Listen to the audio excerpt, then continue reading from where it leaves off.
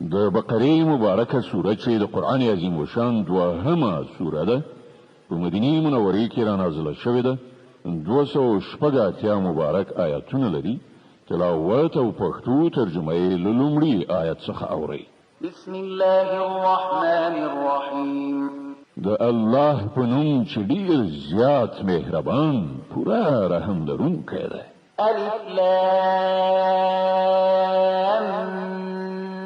میم ذلك الكتاب لا ريب فيه هدى للمتقين الذين يؤمنون بالغيب ويقيمون الصلاة ومما رزقناهم ينفقون. الف لام میم دا د الله کتاب دی، په دې کې هیڅ شک نشته. هدایت دی د هغو پرهیزګارانو لپاره چې پر نالیدلو ایمان راوړي، لمونځ قایموي، کوم روزي چې موږ هغو ته ورکړې ده له هغې نه یې د خدای د رضا په خاطر لګوي. والذين يؤمنون بما أنزل إليك وما أنزل من قبلك وبالآخرة هم يوقنون. او هغه کسان چې ایمان لري په هغه کتاب چې پر تا باندې نازل کړی شوی دی قرآن، او کوم کتابونه چې له تا نه مخکې نازل کړی شوي پر هغو ټولو ایمان راوړي او پر آخرت باور لري. أولئك على هدى من ربهم وأولئك هم المفلحون.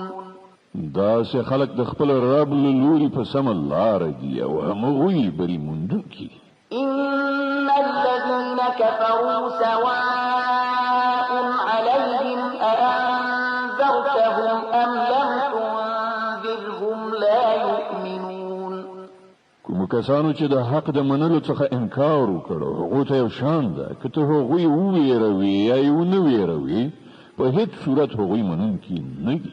ختم الله على قلوبهم وعلى سمعهم وعلى أبصارهم غشاوة ولهم عذاب عظيم.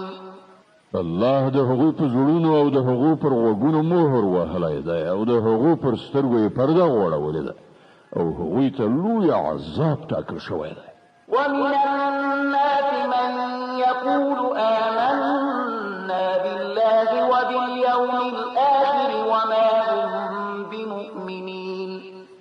ځینې خلک داسې هم شته چې وایي موږ پر الله او د آخرت په ورځ ایمان راوړی دی، په داسې حال کې چې په حقیقت کې هغوی مؤمنان نه دي.